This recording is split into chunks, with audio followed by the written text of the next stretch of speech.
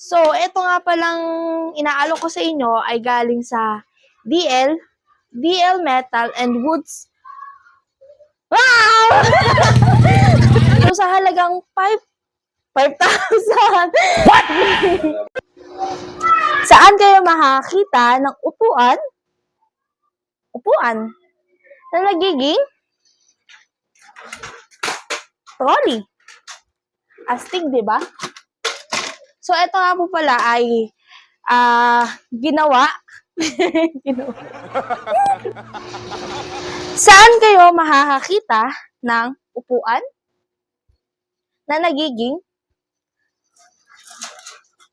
trolley? Nice. Astig, di ba? So, ito, ginawa ng DL Metal Woods Design na matatagpuan sa Camia San Miguel, Bulacan.